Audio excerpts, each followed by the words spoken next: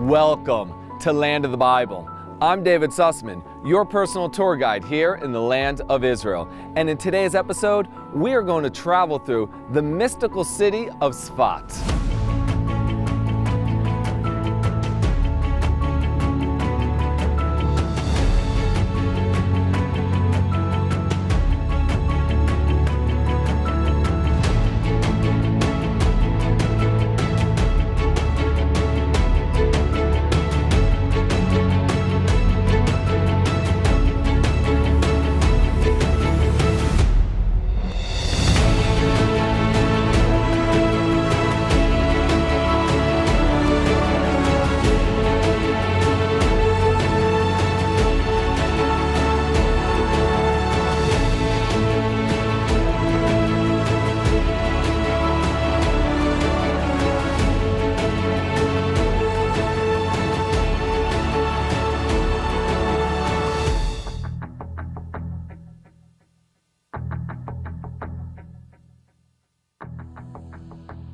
Tzfat is located in the Upper Galilee, roughly about a half-hour drive from the northern shores of the Sea of Galilee. It is the highest city in Israel, roughly 3,300 feet above sea level. It's considered to be one of Israel's 4 holiest cities. Those cities are Jerusalem, Hebron, Tiberias, and of course, Tzfat. It's the city of Kabbalah, mysticism, and many great rabbis lived and taught here. We are going to explore the winding alleyways, meet some of the artists who live here in Tzfat, and learn about those rabbis who lived here long ago. Join us now as we explore the city of Tzfat.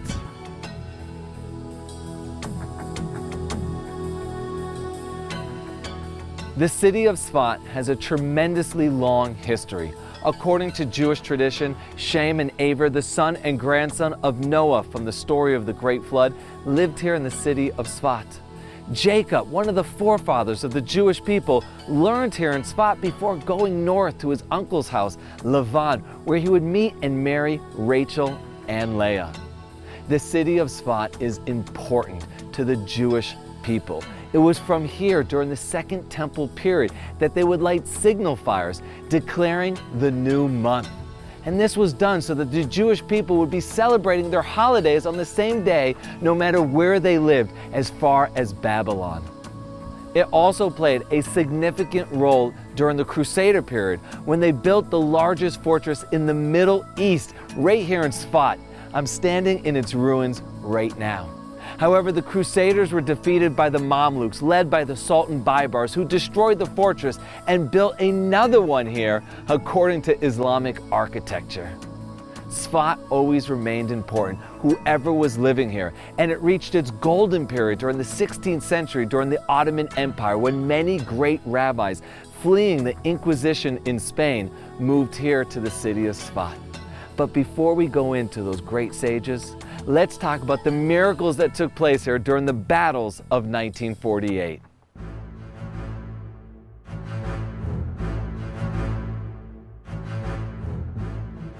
Between 1917 and 1948, this area was controlled by the British in what is known as the British Mandate. As the British were leaving the land of Israel, they gave strategic fortifications in any given city to the dominant population. Well, here in the city of Tzfat, there was 12,000 Arabs and only 1,200 Jews, a 10-to-1 ratio. The British offered the Jews a safe retreat to the city of Jerusalem, but the Jews refused to leave. They said, this is one of our 4 holy cities. It's the city where the great rabbis, Moshe Cordovero, Yosef Karo, Yitzhak Laurier, all lived. How can we turn our backs on them now? So they stayed, and the Arabs, as soon as the British left, immediately attacked the Jewish population. David Ben-Gurion, realizing the strategic position of Tzfat, sent some of his best men, the Palmach. However, there was way too many Arabs, and they were defeated in battle on May 6th. But the Palmach and the citizens living here in Tzfat dug in even deeper, and on May 9th, they attacked the Arabs once again. This time though, they were armed with the Davidka, a small mortar that wasn't very accurate but made a deafening sound. In addition, there was a miraculous thunderstorm.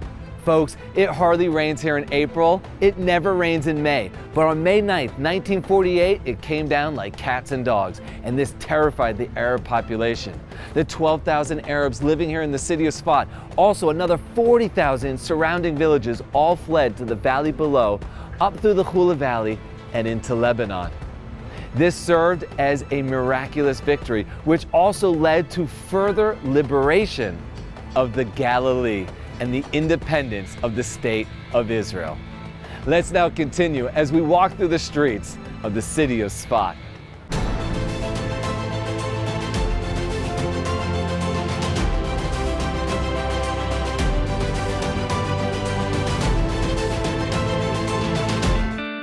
There are moments in life that define you and leave you forever transformed. Like a once-in-a-lifetime journey to the source of your faith. Walk in the steps of Jesus and experience history beyond its words. Sail the ancient Sea of Galilee to the holy shores of the River Jordan. Your journey begins here. Tzfat reached its golden period in the beginning of the 16th century, when many individuals fled the Spanish Inquisition of 1492. They wanted to return back home to the land of Israel. One of those individuals was Rabbi Yosef Karo, a renowned scholar who spent his entire life poring over the pages of the Bible and Jewish scripture in an effort to consolidate the commandments that the Jewish people are required to fulfill. These commandments in Hebrew are known as the halachot, which oftentimes is translated as Jewish law, but it doesn't really mean law. It comes from the root word holech, which means to go. In reality, the halachot is the way of the Jew. It's the way the Jew thinks.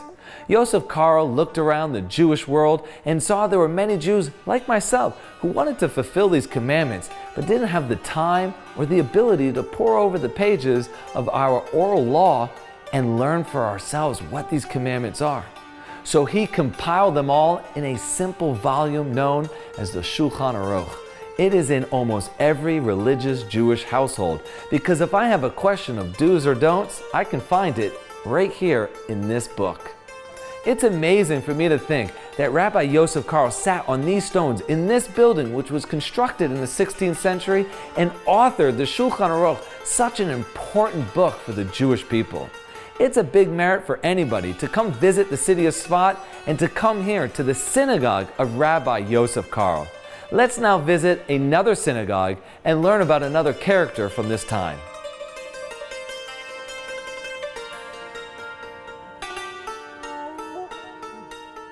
If Yosef Karo focused on the what do I need to do in Judaism, then Rabbi Yitzhak Lore, otherwise known by his acronym the Arizal, which means Ashkenazi Rabbi Yitzhak of blessed memory, focused on the whys of Judaism, and the answers to those questions are found in the Kabbalah, Jewish mysticism.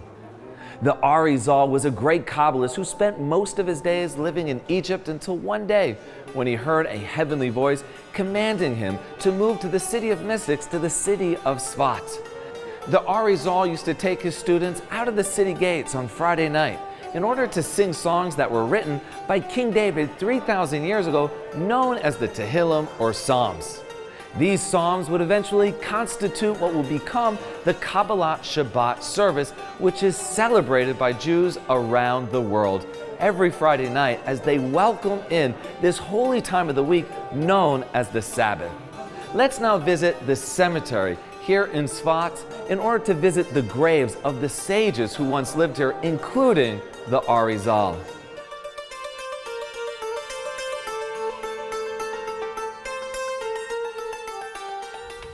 Just down the hill from the city of Tzfat is the main cemetery. And some of the tzaddikim, the righteous ones who are buried here, include the rabbis Moshe Cordovero, Shlomo Alkabetz, who was the author of Lecha Dodi, which we sing every Friday night during the Kabbalat Shabbat services. There's also the rabbi Arizal, who's buried right here in front of me. Let's now continue as we learn more about the city of Tzfat.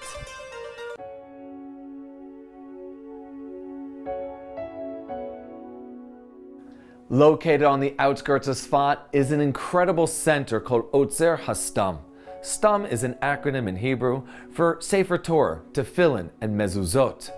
This center takes the ancient methods of the Jewish scribe and brings it to the modern era, using sophisticated computer systems to make sure that we are fulfilling the commandments of God to the highest degree. Let's now meet one of the rabbis here and learn more about the center. We now have the distinct honor to be joined by the great Rabbi Chaim Kaplan of the Chabad movement, who runs this entire organization. Rabbi, thank you so much for joining us today. Thank you for coming. Welcome. This is amazing to stand in this room with so many scribes writing Torah scrolls. Can you tell us a little bit about the process? The process of the Torah scroll actually goes many years back, 3,300 and some years ago, when God himself gave the Torah to Moses on Mount Sinai.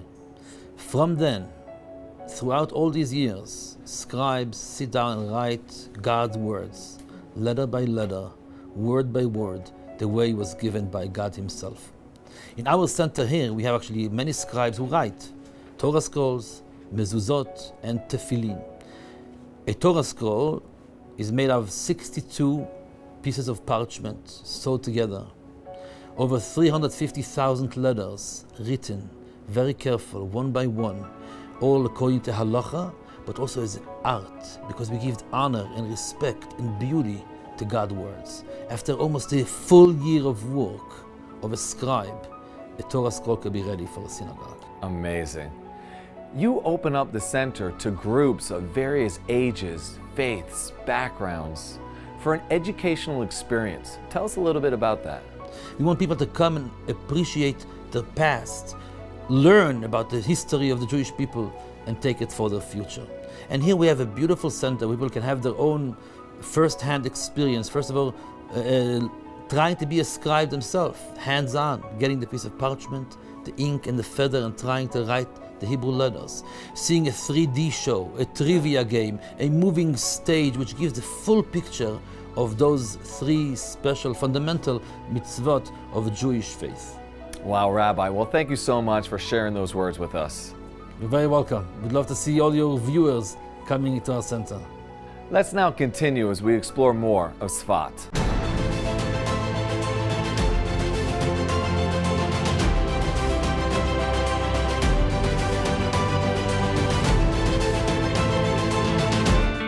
There are moments in life that define you and leave you forever transformed. Like a once-in-a-lifetime journey to the source of your faith. Walk in the steps of Jesus and experience history beyond its words. Sail the ancient Sea of Galilee to the holy shores of the River Jordan. Your journey begins here. Today, Tzfat is synonymous with art. Dozens of artists have moved here and opened up their own personal galleries. In fact, when tourists from abroad visit Israel, on the day they come to Tzfat, they spend several hours walking through the winding alleyways and visiting the artist colony. Some of my favorite shops here are the Tzfat Gallery, which represents artists from around the country, or the Talit shop, which makes the traditional Jewish prayer shawl in the ancient method. Let's now walk together as we visit some of the shops and meet some of the artists.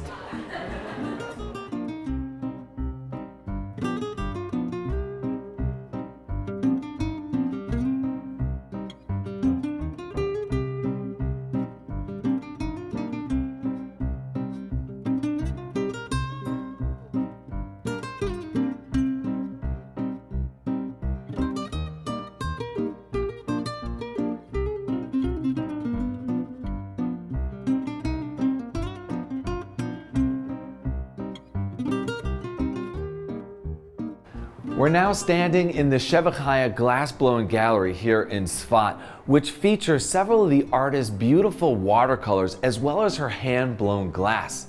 She offers demonstrations to the general public where she fuses ideas found in the mystical works of Judaism to the art of blowing glass. Let's meet the artist now. Sheva Chaya, thank you so much for inviting us in your gallery. Thanks for coming. Why specifically Tzfat? Why not open up a gallery in Jerusalem or another city here in Israel? Right, so Tzfat's a really special place. This is a city of mysticism. It's located in a very beautiful place where you see beautiful nature, there's space and expansiveness. And that mystical side where art and faith meet really is alive here, really able to get into that and explore it, and I love it here. I'm looking around your gallery, I see these beautiful watercolors. Now you started off primarily using watercolors, but have evolved to glass. How come? So I really love both of them, but glass is an amazing material. You work with fire, and glass becomes, from such a hard, breakable material, suddenly a flowing, glowing material, very dynamic type of work. And not only that, but glass has that spiritual aspect to it. You literally blow the spirit, the breath into the piece to make the shape, which fits with the spiritual environment that I'm in. And it's just kind of all integrated together in this place. Those are some lovely ideas. So I understand you also open up your studio to the general public and offer demonstrations. What message do you want to leave the visitor with?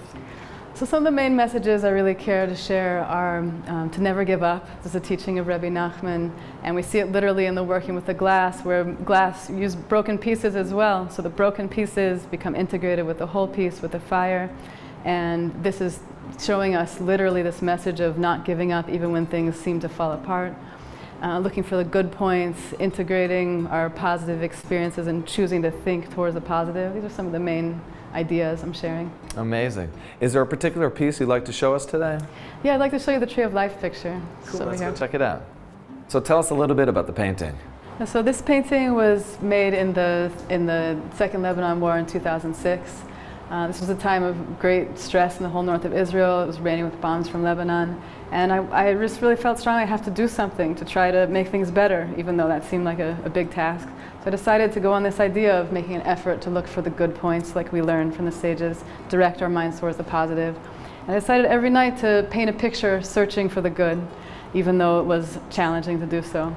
And this came out one of the favorites, this picture, full of fruit, all the 7 species of the land, the roots of the tree. You can see the roots, which is connecting us, like we're like trees, connecting to the ground, connecting to our source above. And so this picture came through to me as proof that if we take these spiritual ideas and integrate them into our actual lives, life experiences, that's actually, the best things possible with it. Incredible, Shevachaya. To me, it's amazing, because I fought in that war and I served in Lebanon. And to think that here's this artist, a mother of 5, sitting in Tzfat, painting a picture of what the war means to her. Thanks so much for sharing a little bit of yourself and your story with us today. Thank you. Folks, Shevachaya mentioned how special it is when art and faith meet. We're now going to meet another artist, David Friedman, who focuses his art on the more mystical concepts in Judaism. We're now with David Friedman, who's both a Jewish mystic as well as an artist. David, thank you for joining us. You're welcome. Tell us a little bit of what Jewish mysticism means to you and how it's influenced your art. To me, mysticism is being comfortable with the mystery.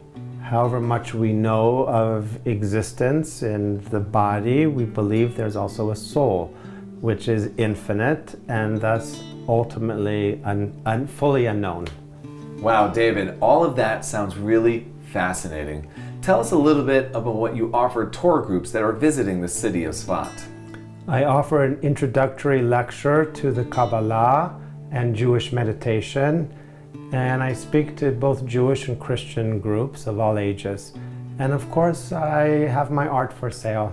Well, that sounds amazing, and we wish you the best of success.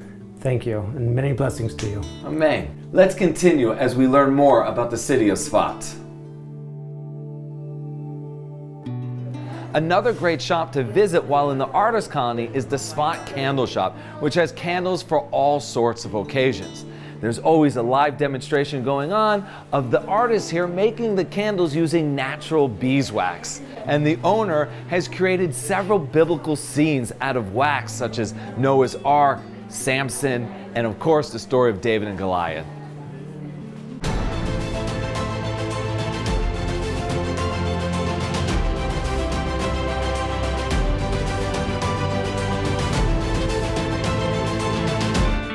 There are moments in life that define you and leave you forever transformed. Like a once-in-a-lifetime journey to the source of your faith. Walk in the steps of Jesus and experience history beyond its words. Sail the ancient Sea of Galilee to the holy shores of the River Jordan. Your journey begins here. In addition to everything else, Tzfat also has a world-famous cheese culture, with several families competing for the best cheese here in Tzfat. But the original is always the best, and that's Kadosh cheese, which has been here for 8 generations, since 1818, making some of the finest cheese here in Israel. Their specialty, which is called Tzfat cheese, it's a bit salty over here. They also make the classics like Gouda, Brie, blue cheese, pretty much any type of cheese you can imagine, they make right here in downtown Tzfat. So if you're into cheese, while in Tzfat, make sure to visit the Kadosh family that's been making cheese here since 1818. Let's now go to one of the restaurants here where they make the classic Yemenite dish known as lechuch, using some of the cheeses from Kadosh cheese. We are now at the Yemenite Lechuch restaurant in the artist colony located in Tzfat with the owner and chef Ronen Jaroufe, whose family returned here to the land of Israel, their ancestral homeland, back in the early 20th century from Yemen in the most southern tip of the Arabian Peninsula. They brought with them a classic Yemenite recipe known as lechuch. Lechuch is so ancient, in fact, it is the first known bread to have been made by mankind. Ronen now is going to teach me how to make this incredible dish. Ronen, are we ready? Yes, we are ready. All right, let's go. Let's go, my friend. Just put this around here, inside here. All right, I am putting now the special lechuch dough into the frying pan. Make it flat. Gonna make it flat. Excellent. Put it on the fire. Yes, welcome, welcome. Add some za'atar. Okay, I'm gonna add this classic Middle Eastern spice here known as za'atar, which is basically hyssop with some other spices and sesame seed in it. Sumac and sesame seed. Some rucola. Some baby greens. Cheese, 3 kinds of cheese. 3 different kinds of cheese. This kind of looks like a mozzarella. It is mozzarella. It is mozzarella. This is the local Tzfat cheese. This is the local Tzfat cheese right here that was from the Kadosh family where we just were. And this is that famous Tzfati cheese. More cheese, or the second one. This one cheese also made here in Tzfat. Also, Tzfat cheese. What is this, goat cheese? Those 2 are goats, yes. Goat cheese. Excellent, really great Amazing. job, my friend. Thank you. Add some tomato. Wow, look at these tomatoes. Grown locally here, absolutely From the divine. top to the bottom, yes. Excellent. So red and beautiful. You can add olive oil, pure virgin Little olive olive oil. oil. Also, all the ingredients here are local. That's it. You can add a bit of salt. Some salt. Never hurts, right? Never hurts salt. And then we let it cook a little bit. Okay. Meanwhile, I tell you that my mother taught me how to do this while I was really 5 years old. 5 years old, in the kitchen with your mother. In the kitchen with mother, you make it. And used to add this, I love it, when this hot sauce. Ah, this is the Yemenite hot sauce known as schug. Very, very spicy. In fact, they grind it fresh right here using this stone. We'll put a little bit of this schug, this hot sauce, right inside. Amazing. Are you ready for the flip? The flip. The flip, Okay. yes. Please, flip it Man. over. Some pancakes in my life. I'm sure I can handle this. All right. Yeah, nice job, my man. All right. All right, and it's ready, my friend. You ready to eat? That's it? We're ready? That's it. It's ready. Just like this. Yes. See how beautiful it is. We can put it here. That looks incredible. Welcome. Just look at that, folks. Wow. Excellent. Now we're gonna wrap it. Take a paper from here. Put it underneath. This way. And it's all done. Wow. This is absolutely an incredible experience. When visiting Tzfat, make sure to see Ronen here at the Lechuch restaurant. Ronen, thank you so much. Pleasure. If you're looking for a full dining experience while visiting Tzfat, the Ha'ari 8 is the place to go. The owner and chef, Aviram Zaid, has an excellent reputation amongst locals, and people from far and wide come here in order to enjoy his Mediterranean dishes. He has everything from meat, fish, pasta, appetizers, salads. Whatever you're in the mood for, he probably has a dish to suit that appetite. I'm going to enjoy my meal, and I hope you do the same the next time you visit the city of Tzfat.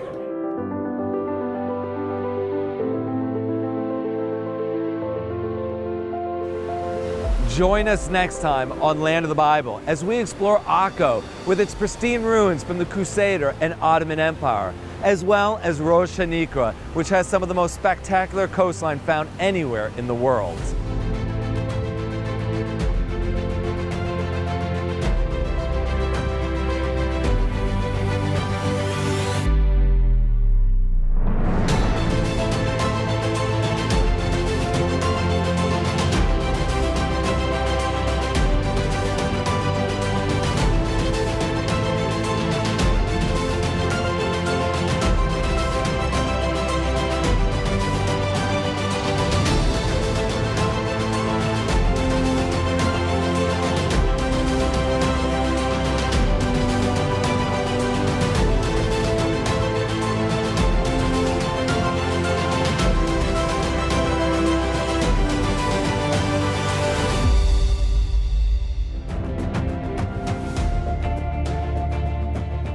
I hope you've enjoyed exploring the city of Tzfat with me.